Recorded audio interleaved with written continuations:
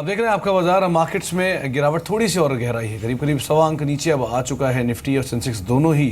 करीब करीब 250 अंकों से ज़्यादा गिरावट, 311 अंक नीचे अब सेंसेक्स आ चुका है। निफ्टी भी 1.25 अंक नीचे है, 8525, यानी कि 101 अंकों की गिरावट यहाँ पर भी देखने को मिल रही है।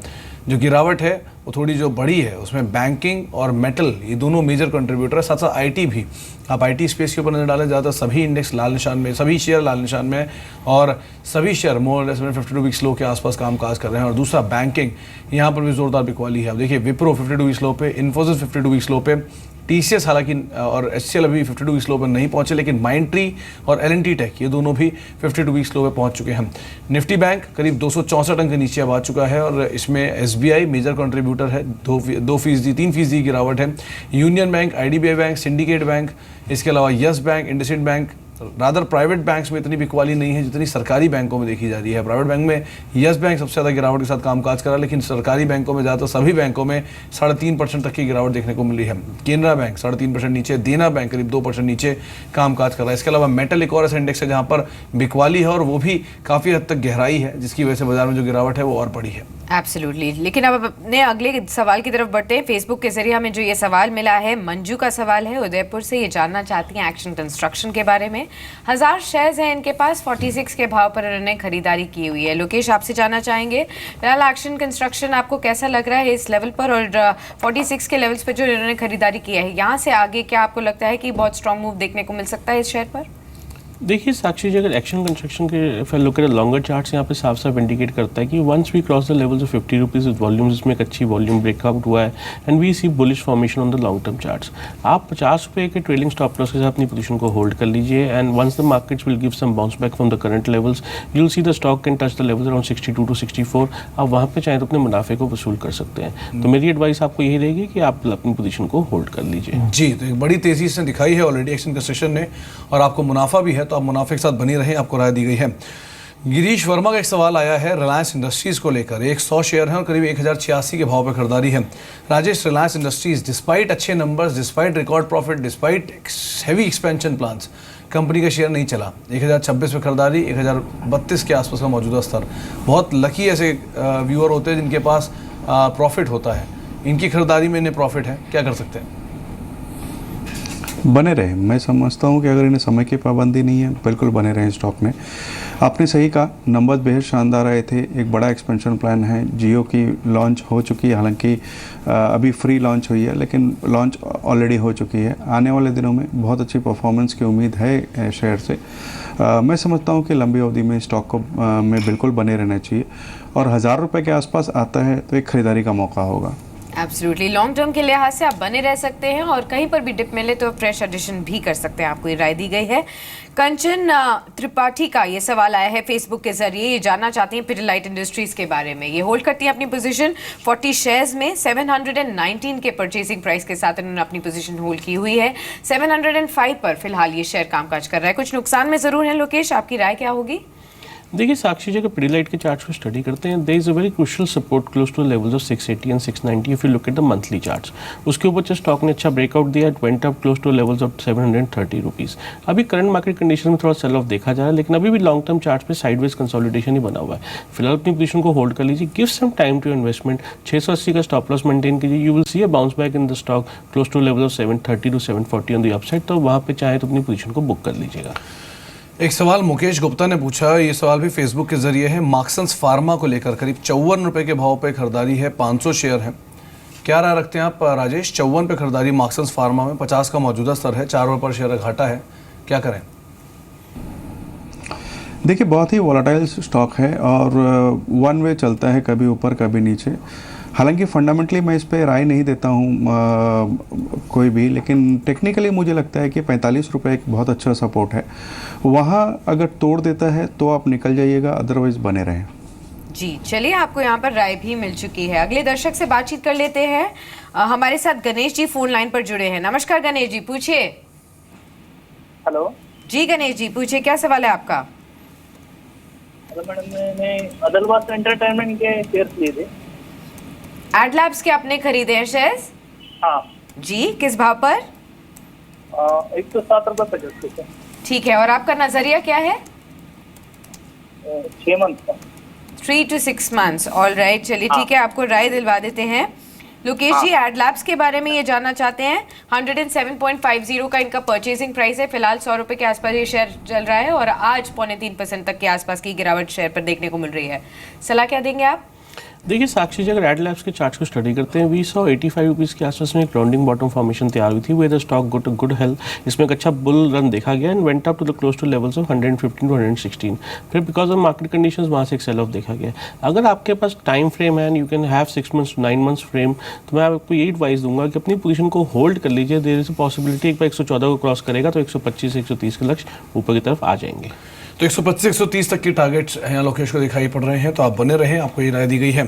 लगातार फेसबुक के जरिए सवाल आ रहे हैं और अगला सवाल भी फेसबुक के जरिए ही है। प्रशांत कांत का सवाल है, डेल्टा कॉप को लेकर करीब 200 शेयर हैं और 184 रुपये के भाव पर खरीदारी है। राजेश, डेल्टा कॉप एक बड़ा रनअप इसने दिखाया है, एक तरफा चाल रही, 200 शेयर इनके पास हैं और इनकी खरीदारी अपर एंड पर है, 170-71 का मौजूदा स्तर है, क्या करें? देखिए बहुत ऊंचे लेवल्स की खरीदारी हो गई है। मुझे लगता है कि जब स्टॉक पूरा रनअप ले चुका था उसके बाद इन्होंने ट्रेडिंग नज़रिए से खरीदारी कर ली है। फंडामेंटल्स जो भी है ऑलरेडी प्राइस में डिस्काउंटेड है, पहले मौके पे निकल जाने की सलाह रहेगी।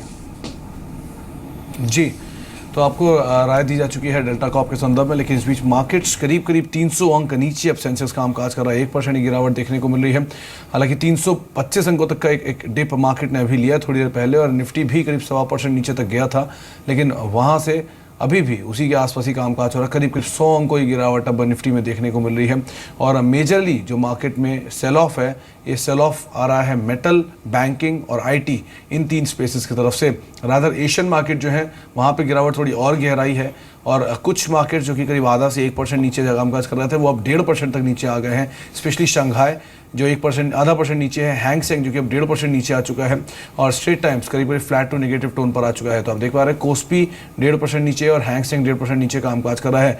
कुछ शेयर्स जो कि अपने दिन के निचले स्तरों के आसपास कामकाज कर रहे हैं, उसमें गति डे लो पर है, केपीआईटी टेक डे लो पर कामकाज करते हुए, साथ ही साथ कुछ और अगर कंपनी की बात करें इसमें बड़े नाम है, एनसीसी एक और ऐसा नाम है, फेडरल बैंक दिन के निचले स्तरों पर है, इप्का लैब दिन के निचले स्तरों पर है। तो कुछ सेलेक्टिव स्टॉक्स रियल स्टेट के जैसे HDIL दिन के निचले स्तरों के आसपास कामकाज करते हुए, दीवान हाउसिंग, ये मिड कैप के वो शेयर हैं जहाँ पे जोरदार तेजी एक समय में देखी गई थी, तो अब बिकवाली भी देखी जा रही है। तो बहुत ज़्यादा सेल ऑफ जो इंडेक्स में है उसके कंपैरिजन में अगर देखें तो मिड कैप और स्मॉल कैप के अंदर तेज़ बिकवाली है और इसीलिए शायद जिन्होंने रिसेंटली एक रनअप दिखाया था, जो भी चाहे फार्मा के शेयर हों या फिर रियल एस्टेट के शेयर हों जिनमें एक तेज़ खरीदारी आई थी, उनमें बिकवाली जो है वो और गहराते हुए दिखाई पड़ रही है। इसके अलावा मेटल स्पेस में चाहे OMDC हो जिनमें कल एक अच्छी तेज़ी थी, या JSPL हो जिनमें कल एक अच्छी तेज़ी थी, टाटा स्पोंज हो, इन सब में अब बिकवाली देखने को मिल रही है और दिन के निचले स्तरों के आसपास ये सब कामकाज कर रहे हैं। मेजरली बड़े शेयरों में बॉश, इसमें अभी भी गिरावट बढ़ी है और 1.5% के आसपास की गिरावट साथ बॉश दिन के निचले स्तरों पर कामकाज कर रहा है। टाटा मोटर DVR एक और ऐसा शेयर है जो कि दिन के निचले स्तरों पर कामकाज करते हुए यहाँ पर भी गिरावट थोड़ी और गहराई है। एब्सोल्युटली, बाजार में गिरावट गहराती हुई नजर आ रही है, लेकिन ऐसे में आप अपने शेयर्स पर क्या कर सकते हैं? जुड़े रहिए आप हमारे साथ। लगातार सवाल हमारे पास आ रहे हैं और हमारे पास दोनों जानकार मौजूद भी हैं जो कि आपके सभी पोर्टफोलियो के शेयर्स पर राय दे रहे हैं। अगला सवाल हमारे पास आया है फार्मा स्पेस से ही। रितेश 100 ने ये सवाल पूछा है डिशमिन फार्मा को लेकर। इनके पास जो खरीदारी है, 100 शेयर्स खरीदे हुए हैं इन्होंने 245 के भाव पर डिशमिन फार्मा में इन्होंने निवेश किया हुआ है। फिलहाल यहाँ पर इनको प्रॉफिट्स हो रहे हैं 3-4 रुपए के। आज 1.25% तक की वीकनेस इस शेयर पर देखने को मिल रही है। लोकेश, डिशमिन फार्मा पर क्या कर सकते हैं अभी? देखिए साक्षी जी, डिशमिन फार्मा के चार्ट को स्टडी करेंगे, we see a bullish continuation pattern of Dishman Pharma and because of the current conditions we are seeing a sideways consolidation. इसकी जो इमीडिएट सपोर्ट आ रही है वो 230 के लेवल्स के आसपास आ रही है। आप 230 को ही अपना स्टॉप लॉस समझिए और जो इमीडिएट रेजिस्टेंस आती है वो 265 के आसपास आती है। लेकिन जिस तरह के चार्ट इंडिकेट कर रहे हैं कि 265 को जैसी वॉल्यूम के साथ ये स्टॉक क्रॉस करेगा 280 से 290 के लक्ष्य ऊपर की तरफ मिल सकते हैं, तो आप अपनी पोजीशन को होल्ड कर लीजिए। It's a good stock to stay into. तो बने रहें और 280 रुपये तक की 40 शेयर में देखने को मिल सकती है, ऐसा लोकेश का मानना है। 250 के मौजूदा स्तरों पर शेयर कामकाज कर रहे हैं।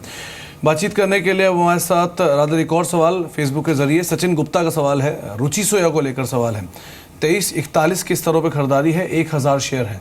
राजेश, रुचि सोया 2341 पे खरीदारी, 2310 का मौजूदा स्तर, 1000 शेयर हैं, क्या राय रखते हैं आप? क्योंकि कई सारे नेगेटिव न्यूज़ फ्लोज भी रिसेंटली आए थे इस कंपनी को लेकर, आपकी राय पर्टिकुलरली रुचि सोया पर? सुमित, रिसेंटली की बात नहीं, लगातार ये खबरों में रहती है कंपनी, कई वर्षों से मैं देख रहा हूँ, और फंडामेंटली ऐसा कोई रीज़न नहीं है जो इस स्टॉक में बने रहा जाए।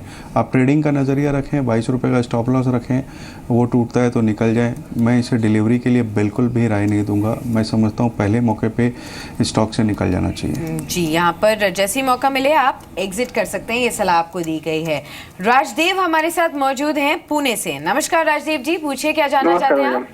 बस वही मैम जानना था कि मेरे पास सुजलॉन के शेयर है, तो ठीक है। फंडामेंटल जानना था कि मैं फ्यूचर में होल्ड करूं या ना करूं, क्योंकि मैं तो लॉन्ग टर्म इन्वेस्टर हूं।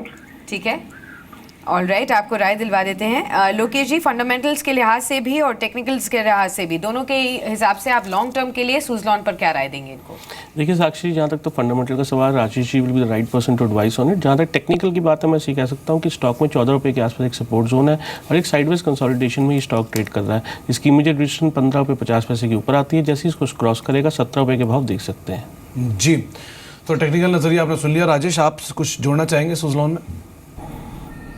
देखिए, फंडामेंटली थोड़ा टर्न अराउंड देखने को मिला है, नंबर्स थोड़े बेहतर हुए हैं, लेकिन अभी भी डेट की एक बहुत बड़ी चिंता सामने में बनी हुई है। मुझे नहीं लगता कि लंबी अवधि के लिए स्टॉक में बनने रहना चाहिए, क्योंकि डेट जो है अपने अभी भी चिंताजनक लेवल्स में है। बावजूद इसके कंपनी ने कई कावियात किए डेट कम करने के। तो लंबी अवधि का नज़रिया ना रखें, ट्रेडिंग का नज़रिया रखें, और जिस तरीके से लोकेश ने बताएं उस तरीके के लेवल्स फॉलो करें। जी, तो आपको राय दी गई है सुजलॉन को लेकर, और दोनों ही लिहाज से फंडामेंटल और टेक्निकल दोनों नज़रिए आपको बताए जा चुके हैं। बातचीत करने के लिए हमारे साथ अब प्रिया व्रत मौजूद हैं कोलकाता से। प्रिया व्रत जी, नमस्कार। हाँ नमस्ते जी। नमस्कार प्रिया व्रत जी, क्या सवाल आपका, पूछिए। ये सवाल था मेरे पास। 500 क्वांटिटी मेजबानी ऑर्गेनिक है, रेट ऑफ 20.5। ओके, चलिए। तो मैं इसको होल्ड करूं या बेच? मैं लॉन्ग टर्म के लिए होल्ड कर सकता हूं। अच्छा मुनाफा अभी तो आपको हो रहा है, पहले तो आप उसे ज़रूर बचा के रखिएगा। लोकेश, मेघमानी ऑर्गेनिक्स करीब 500 शेयर हैं, 21 रुपये के भाव पे खरीदारी है, डबल से भी ज़्यादा ये शेयर हो चुका है इनके लिए। क्या राय रखते हैं आप? देखिए सुमित जी, अगर मेक मनी के चार्ट्स को स्टडी करते हैं, फिर look at the monthly charts, तो साइडवेज कंसोलिडेशन स्टॉक में शुरू हो चुकी है, जहाँ पे 50 रुपीज़ के आसपास इसमें एक रेजिस्टेंस आ रही है। अगर इनका नज़रिया 1 साल से ऊपर का है तभी स्टॉक को होल्ड करें, नहीं तो यहाँ पे अपने मुनाफे को बुक कर लीजिए। ऑल राइट, चलिए, लॉन्ग टर्म के लिहाज से अगर आप अपने पोजीशन होल्ड किए हुए हैं तो आप होल्ड कर सकते हैं। यहाँ पर लंबी अवधि में अच्छी परफॉर्मेंस देखने को मिल सकती है।